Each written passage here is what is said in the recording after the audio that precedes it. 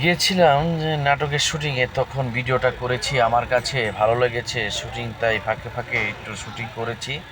আর shooting করার পাশেই মোশাররফ ভাইয়ের শুটিং হচ্ছিল, মানে একই সেট একই জায়গা পজিশনে এক এক নাটকের শুটিং। তাই যেয়ে দেখি হঠাৎ করে নাটকের শুটিং চলতেছে মোশাররফ ভাই, তখন টুস করে একটু ভিডিও করে ফ্রেম বন্দি করে নিলাম, বন্ধ করে রেখে দিলাম।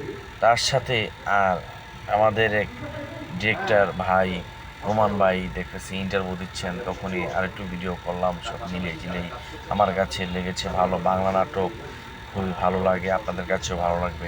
বাংলা নাটক বেশি বেশি দেখুন। নাটকটির গল্পটা এমন যে মোশাররফ করিম, এই নাটকটির গল্পটা এমন যে মোশাররফ করিম থাকেন, উনি একজন ভাড়াটিয়া, তানের বৃষ্টি সেই বাড়ির মালিকের মেয়ে।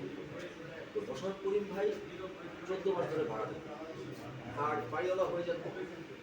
তো মোশাররফ ভাই 14 মাস ধরে ভাড়া দেন, বাড়িওয়ালা হয়ে যান খুব অসহায়, এতটা অসহায় হয়ে যান যে বাড়িওয়ালা হয়ে যান মোশাররফ করিমের কাছে ভাড়াটিয়া, মোশাররফ করিম হয়ে ওঠেন বাড়িওয়ালা। মানে অ্যাটিটিউডটা এরকম যে মোশাররফ করিম ভাই বাড়িওয়ালাকে কি করছেন, এটা করছেন সেটা করছেন, অথচ 14 মাস ধরে ভাড়া দিচ্ছেন। আর বাড়িওয়ালা মোশাররফ করিম কাছে ভাড়া চাইতে গিয়ে খুব বিব্রতকর অবস্থা করে যাচ্ছে এবং সারাক্ষণ ভয় ভয় থাকে।